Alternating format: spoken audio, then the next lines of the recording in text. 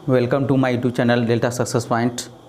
आज जो हम लोग चर्चा करने वाले हैं वो देख कर नहीं समझ गए होगा कि भारतीय इतिहासों का हिस्ट्री की चर्चा करेंगे। ठीक है, इससे पहले इतिहास के 3 वीडियो मतलब इंडियन हिस्ट्री के 3 वीडियो 3 पार्ट डला चुका है। आप पीछे जाकर के उसमें प्लेलिस्ट में जाकर देख सकते हैं। ये आपके लिए चौथा पार्ट होगा। इसमें जो भी क्वेश्चन होगा वो पूछा हुआ क्वेश्चन होगा, मतलब पूछे हुए प्रश्न होंगे ऑब्जेक्टिव जो किसी न किसी एग्जाम में पूछे गए हैं। ठीक है, इस क्वेश्चन को आप बारीकी से देखें और वीडियो अच्छा लगे तो वीडियो को लाइक शेयर और सब्सक्राइब जरूर कर लें। आइए दोस्तों, तो वीडियो को शुरू करते हैं। पहला जो प्रश्न है आपके सामने वो आरआरबी इलाहाबाद में पूछा गया है। ठीक है, ये है बिंदुसार के समय में मगध की राजधानी कौन सी थी। बिंदुसार था उसके समय मगध की राजधानी कौन सी थी। इसका आंसर हो जाएगा ऑप्शन नंबर ए होगा राजगिरी। कहाँ थी तो राजगिरी में थी। किसके समय तो बिंबिसार के समय जो मगध की राजधानी थी वो कहाँ थी, राजगिरी थी। आइए दूसरा प्रश्न देखते हैं।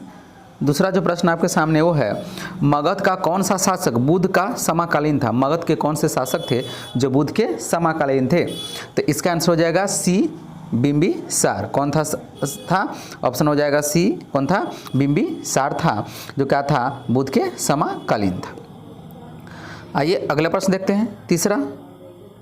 तीसरा जो प्रश्न है वो है पंचमार्क सिक्का कहाँ चला था। पंचमार्क जो सिक्का है वो कहाँ चला था। ये आरआरबी रांची 2007 में परीक्षा में पूछा गया है। तो कहता है पंचमार्क जो सिक्का है वह कहाँ चला था। तो 3 का आंसर हो जाएगा ऑप्शन नंबर सी, मौर्य काल में। 3 का आंसर क्या हो जाएगा, मौर्य काल में जो है पंचमार्क का सिक्का कब चला था, तो मौर्य काल में चला था। आइए अगला प्रश्न देखते हैं। अगला चौथा प्रश्न।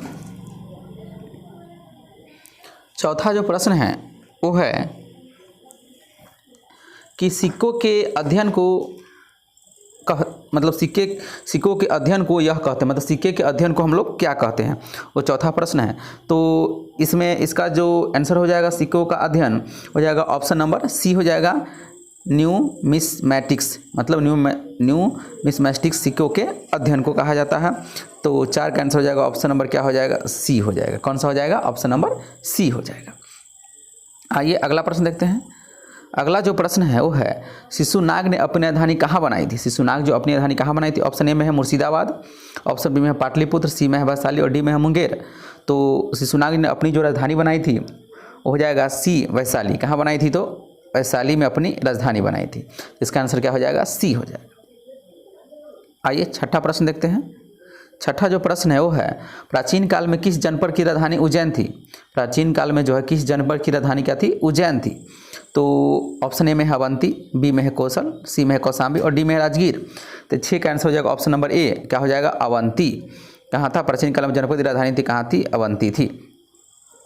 चलिए अगला प्रश्न देखते हैं। अगला जो प्रश्न है वो है पटना शहर का पुराना नाम है। पटना शहर का जो पुराना नाम है वो क्या है। ऑप्शन ए में पाटलिपुत्र, ऑप्शन बी में है कनौज, ऑप्शन सी में है वैशाली, ऑप्शन डी में कपिलवस्तु। तो पटना शहर का जो पुराना नाम है वो है ऑप्शन नंबर ए हो जाएगा पाटलिपुत्र। क्या है, पाटलिपुत्र है अब पटना का पुराना नाम। ठीक है, तो ये आरआरबी मालदा 2008 में पूछा गया है। आइए अगला प्रश्न देखते हैं। अगला जो प्रश्न है अलेक्जेंडर ने भारत पर आक्रमण कब किया था। अलेक्जेंडर ने भारत पर आक्रमण कब किया था। तो ये ऑप्शन ए में ईसा से 326 वर्ष पूर्व, ईसा के मृत्यु से 326 वर्ष बाद, ईसा के 320 वर्ष पूर्व, ईसा के 96 वर्ष पूर्व। तो ये जो आक्रमण किया था अलेक्जेंडर ने भारत पर आक्रमण किया तो ऑप्शन नंबर ए हो जाएगा ईसा से 326 वर्ष पूर्व। क्या हो जाएगा, ऑप्शन नंबर ए हो जाएगा ईसा से 326 वर्ष पूर्व हो जाएगा इसका आंसर। आइए अगला प्रश्न देखते हैं। अगला जो प्रश्न है वो है 326 ईसा पूर्व उत्तर पश्चिम भारत में सिकंदर का अतिक्रमण इनमें से किसके काल में हुआ था। 326 ईसा पूर्व में उत्तर पश्चिम भारत में सिकंदर का जो अतिक्रमण था इसमें किसके काल में हुआ था। ए में है अजातशत्रु, बी में है नंदवंश, सी में है चंद्रगुप्त मौर्य और डी में है शिशुनाग। तो इसका आंसर हो जाएगा 9 का बी, मतलब नंद वंश हो जाएगा। इसके किसके शासनकाल में, तो नंद। ऑप्शन नंबर क्या हो जाएगा, सी इसका आंसर हो जाएगा। चलिए नंद वंश हो जाएगा, मतलब ऑप्शन नंबर क्या हो जाएगा, बी हो जाएगा। ठीक है, चलिए आइए हम लोग अगला प्रश्न देखते हैं। अगला जो प्रश्न है वो है सिकंदर की मृत्यु कहाँ हुई थी। ऑप्शन ए में है पटाला, बी में तक्षशिला, सी में बेबीलोन और डी में है गेड्रोसिया। तो ये भुवनेश्वर 2005 में मतलब आरआरबी में पूछा गया है। तो 10 का आंसर हो जाएगा ऑप्शन नंबर सी, मतलब सिकंदर का मृत्यु हुआ था कहाँ हुआ था, तो बेबी लोन में हुआ था। कहाँ हुआ था, बेबी लोन में हुआ था। आइए अगला प्रश्न देखते हैं। अगला जो प्रश्न है वो है, कौन सी नदी सिकंदर महान के भारत आक्रमण की सन्निकट पूर्वी सीमा में थी। कौन सी जो नदी है जो सिकंदर महान भारत पर जो आक्रमण किया था उसमें सन्निकट पूर्वी सीमा में थी। ए में सतलज, बी में सिंधु, सी में ब्यास और डी में चिनाब। तो 11 का आंसर क्या हो जाएगा, ऑप्शन नंबर सी। कौन नदी, ब्यास नदी। कौन सा हो जाएगा, तो ब्यास नदी हो जाएगा। आइए अगला प्रश्न देखते हैं। 12वां जो प्रश्न है वो है, किस यूनानी इतिहासकार को इतिहास का जनक कहा जाता है। किस यूनानी इतिहासकार को इतिहास का क्या कहा जाता है, जनक कहा जाता है। तो ऑप्शन ए में है आर्किमिडीज, बी में हेरोडोटस, सी में यूक्लिड और डी में हिपोक्रेट्स। तो इसका आंसर हो जाएगा ऑप्शन नंबर बी, हेरोडोटस। इतिहास का जनक किसे कहा जाता है, तो हेरोडोटस को कहा जाता है। ठीक है, चलिए आइए हम लोग अगला प्रश्न देखते हैं। आएगा दोस्तों प्रश्न होगा वो 1 से 12 तक था, इसमें 1 से सिलेक्शन अलग से क्वेश्चन किए हैं, तो ये थोड़ा नंबरिंग प्रॉब्लम है, तो यहाँ 1 से 20 तक क्वेश्चन होगा, इसको बारीकी से अलग से नोट कर लेंगे। चलिए आइए तो देखते हैं, भारत में किस गवर्नर जनरल ने स्थायी भूमि राजस्व प्रणाली की शुरुआत की थी। मतलब कौन सा गवर्नर जनरल जो स्थायी भूमि राजस्व की प्रणाली की शुरुआत की थी। तो इसका लॉर्ड ए में है लॉर्ड कर्जन, बी में है लॉर्ड रिपन, सी में है लॉर्ड पिल्टन और डी में है लॉर्ड मैनटिक। तो एक का जो आंसर हो जाएगा option number B, Lord Ripon ने क्या किया था, स्थायी भूमि का राजस्व का प्रणाली का शुरुआत की थी। तो इसका आंसर हो जाएगा ऑप्शन नंबर 2 बी हो जाएगा। आइए अगला प्रश्न देखते हैं दूसरा। भारत में मुसलमानों द्वारा चलाया गया खिलाफत आंदोलन किस वर्ष शुरू हुआ था। भारत में जो मुसलमानों ने खिलाफत आंदोलन चलाया था वह किस वर्ष शुरू हुआ था। ऑप्शन ए में 1919 में, ऑप्शन बी 1913 में, सी में है मतलब तीसरा है 1921 में और डी में है 1927 में।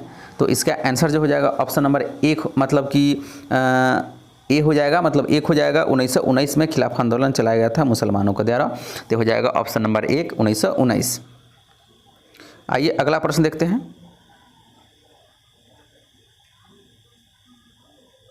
अगला जो प्रश्न है वो है, इनमें से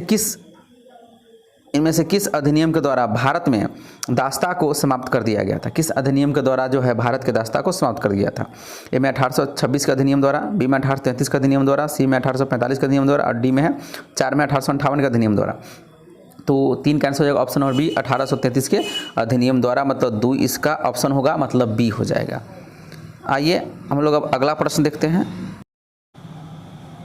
अगला जो प्रश्न है वो 4 नंबर, इनमें से किस वर्ष अखिल भारतीय किसान सभा की स्थापना वर्ष की गई थी। मतलब किस वर्ष जो है अखिल भारतीय जो किसान सभा की स्थापना की गई थी। ए में 1942, बी में है 1938, सी में 1936 और डी में 1945, 4 में। तो 4 का आंसर हो जाएगा ऑप्शन नंबर सी, 1936 में क्या गया अखिल भारतीय किसान सभा की स्थापना की गई थी। तो इसका आंसर हो जाएगा तीसरा। ठीक है, आइए अगला प्रश्न देखते हैं। अगला जो प्रश्न है वो है, एलोरा में प्रसिद्ध शिव मंदिर का निर्माण इनमें से किस शासक ने किया था। एलोरा में जो प्रसिद्ध शिव मंदिर था उसका निर्माण किस शासक ने किया था। ए में चंद्रगुप्त मौर्य ने, 2 में है मोहम्मद गोरी, सी में मोहम्मद बिन तुगलक और डी में राष्ट्रकूट शासक कृष्ण प्रथम ने। तो एलोरा में जो शिव मंदिर का निर्माण किया गया था वो किसके द्वारा किया गया था, तो राष्ट्रकूट शासक कृष्ण प्रथम के द्वारा। ऑप्शन नंबर क्या हो जाएगा 4, मतलब डी हो जाएगा। ठीक है, आइए अगला प्रश्न देखते हैं।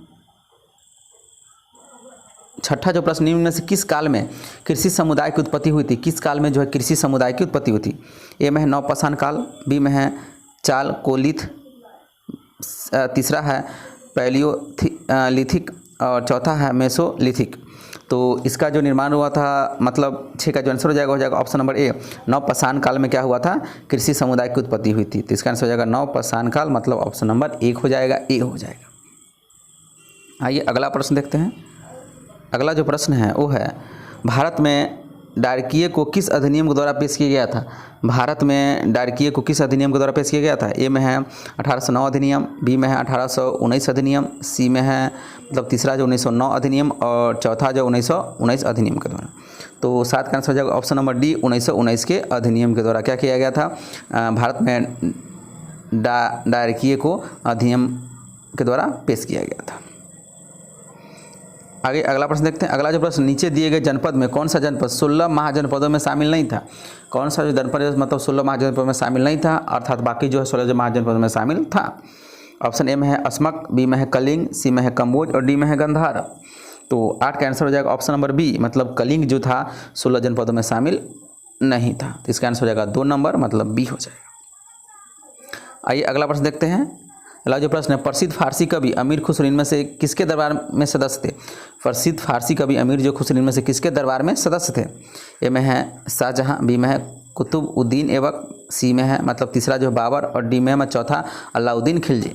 तो 9 का जो आंसर हो जाएगा ऑप्शन नंबर 4 हो जाएगा, डी हो जाएगा। अलाउद्दीन खिलजी के दरबार में अमीर खुसरो रहते थे, तो इसका नाम हो जाएगा ऑप्शन नंबर 4, मतलब डी हो जाएगा। अमीर खुसरो फेमस है। चलिए आइए 10वां देखते हैं। 10वां जो प्रश्न है, ब्रिटिश कालीन भारत के किस शिक्षा शास्त्री ने ब्रिटिश भारत को सूखा रहा था और खून बहा रहा था विचार सामने रखा था? ठीक है, तो ऑप्शन ए में है लाला लाजपत राय, बी में है जीवी जोशी, सी में दादा भाई नौरोजी और डी में रविन्द्रनाथ टैगोर। अब तो चौथा है रविन्द्रनाथ टैगोर। तो 10 का आंसर हो जाएगा ऑप्शन नंबर सी, दादा भाई नौरोजी, मतलब तीसरा आंसर होगा इसमें दादा भाई नौरोजी हो जाएगा। आइए अगला प्रश्न देखते हैं। अगला जो प्रश्न है वो है, कल्हण द्वारा लिखित एक संस्कृत ग्रंथ राजतरंगिणी में से किसका इतिहास है? कल्हण द्वारा जो लिखित एक संस्कृत जो राजतरंगिणी है, इसमें किसका इतिहास है? जहांगीर के शासनकाल का, बी में है कश्मीर का इतिहास, तीसरा जो अमेरिका का इतिहास, चौथा है समुद्रगुप्त का शासनकाल। तो 11 का आंसर हो जाएगा ऑप्शन नंबर बी, कश्मीर के इतिहास से संबंधित है राजतरंगिणी। ऑप्शन नंबर 2 हो जाएगा कश्मीर का इतिहास। अगला प्रश्न देखते हैं। अगला जो प्रश्न है वो है, 1964 में जवाहरलाल नेहरू की मृत्यु के बाद भारत के कार्यवाहक प्रधानमंत्री कौन बने हैं? 1964 में जवाहरलाल नेहरू की मृत्यु के बाद भारत के कार्यवाहक प्रधानमंत्री कौन बनते हैं? में है मोरारजी देसाई, बी में है बीपी सिंह, सी में गुलाटी नंदा और डी में चरण सिंह, मतलब चौथा चरण सिंह है। तो 12 का आंसर हो जाएगा option number B, BP Singh. Option number 2 हो जाएगा, मतलब बीपी सिंह हो जाएगा।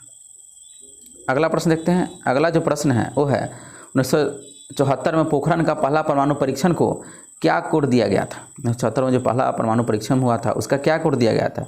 लाफिंग बुड्ढा, डांसिंग बुड्ढा, ब्लेसिंग बुड्ढा, स्माइलिंग बुद्धा। तो ऑप्शन नंबर हो जाएगा इसका 13 का हो जाएगा 4, मतलब डी हो जाएगा स्माइलिंग बुद्धा। अगला प्रश्न देखते हैं। अगला जो प्रश्न है वो है, 1982 के एशियाई खेलों की मेज़बानी किसके द्वारा की गई थी? 1982 का जो एशियाई खेल उसकी मेज़बानी किसके द्वारा की गई थी? एक में सऊदी अरब, 2 में भारत, 3 में पाकिस्तान और डी में दक्षिण कोरिया। तो 14 का आंसर हो जाएगा ऑप्शन नंबर बी, मतलब भारत के द्वारा किया गया था। 1982 में एशियाई जो खेल की मेज़बानी थी उसके द्वारा किया गया था, भारत के द्वारा किया गया था। आइए नेक्स्ट क्वेश्चन देखते हैं। अगला, असहयोग आंदोलन निम्नलिखित में से किस वर्ष में शुरू किया गया था? असहयोग जो आंदोलन था निम्नलिखित में से किस वर्ष शुरू किया गया था? एक में 1920, बी में 1877, सी में तीसरा 1919, चौथा 1856। तो असहयोग जो आंदोलन था वह 1920 में शुरू किया गया था। ऑप्शन नंबर 1 हो जाएगा 1920। आइए नेक्स्ट क्वेश्चन देखते हैं। शिकागो में वह विश्व धर्म सम्मेलन किस वर्ष आयोजित किया गया था जिसमें स्वामी विवेकानंद की धर्म विषयक वक्तव्य को एक मुख्य आकर्षक के रूप में शामिल किया गया था? एक में 1882 में, 2 में 1889 में, 3 में 1893 में और 4 में 1878 में। तो 16 का आंसर हो जाएगा ऑप्शन नंबर सी, 1893 में स्वामी विवेकानंद क्या किए थे? यूएसए में क्या किए थे, मतलब कि अपना सम्मेलन में क्या किया था, जो नहीं था उसमें अपना वाक्य विस्तार को रखे थे। तो 1893 जो काफ़ी आकर्षक लगा था, तो हो जाएगा 1893 में। 17, ये जो है वर्ष 1854 में भारत की पहली कपास मिल की स्थापना कताई मिल के रूप में किसमें की गई थी? मतलब किसमें की गई थी, कहाँ की गई थी? 1 में दिल्ली, 2 में कलकत्ता, 3 में बम्बई और 4 में मद्रास। तो इसका हो जाएगा सी, बम्बई में। कहाँ की गई थी? सी हो जाएगा इसका, 3 हो जाएगा आंसर, बम्बई में की गई थी। अगला प्रश्न देखते हैं। 18 का आंसर है, किस वर्ष में भारत के प्रशासन को महारानी विक्टोरिया की उद्घोषणा के द्वारा ब्रिटिश सम्राट के हाथों में सौंप दिया गया था? किस वर्ष में भारत के प्रशासन को महारानी विक्टोरिया की उद्घोषणा के द्वारा ब्रिटिश सम्राट के हाथों में सौंप दिया गया था? 1 में 1887 में, 2 में 1864 में, 3 में 1858 में और 4 में 1882 में। तो 18 का आंसर हो जाएगा ऑप्शन नंबर हो जाएगा सी, 1858 में, मतलब तीसरा इसका आंसर हो जाएगा 1858 में सौंप दिया गया था। नेक्स्ट क्वेश्चन देखते हैं। 1917 महात्मा गांधी ने गुजरात के खेरा जिले में सत्याग्रह किसके समर्थन में किया था? तो 19 का जो आंसर हो जाएगा ऑप्शन नंबर ए, उन किसानों के लिए जो फसल की विफलता और महामारी से प्रभावित थे। मतलब ऑप्शन नंबर 1 हो जाएगा कि उन किसानों के लिए जो फसल की विफलता और महामारी से क्या थे, प्रभावित। उसके लिए 1917 महात्मा गांधी ने गुजरात के खेड़ा जिले में सत्याग्रह किसके समर्थन में किया था, इसके लिए किया था। 1917 में क्या किया था महात्मा गांधी ने, चंपारण में जो तीन कठिया प्रणाली था उसको भी समाप्त करने के लिए क्या किया था, सबसे पहले सत्याग्रह की शुरुआत की थी। ठीक है, 1917 का चंपारण विद्रोह हम लोग उसको बोलते हैं। अगला प्रश्न देखते हैं। अगला जो प्रश्न है वो है 1930 में भौतिकी का नोबेल पुरस्कार जीतने वाली पहली महिला कौन थी? जो भौतिकी का नोबेल पुरस्कार 1930 में जीती पहली महिला कौन थी? जेन एडम्स, बी में है मैडम क्यूरी, सी में है जोडी विलियम्स और डी में है आल्वा म्यूरडल। तो इसका आंसर हो जाएगा ऑप्शन नंबर 2 होगा। मतलब मैडम क्यूरी को 1903 में नोबेल पुरस्कार जीतने वाली पहली महिला बनी थी। तो ऑप्शन नंबर क्या हो जाएगा 2। तो दोस्तों ये रहे हिस्ट्री के पार्ट 4 के जितने भी इंपॉर्टेंट क्वेश्चन हैं ऑब्जेक्टिव वो रहे। अब हम लोग नेक्स्ट वीडियो में मिलेंगे हिस्ट्री के 5वें पार्ट के साथ। ठीक है, वीडियो को देखिए और वीडियो अच्छा लगे तो वीडियो को लाइक शेयर और सब्सक्राइब जरूर कर लें ताकि नोटिफिकेशन आपको मिल सके। ओके दोस्तों, जय हिंद जय भारत।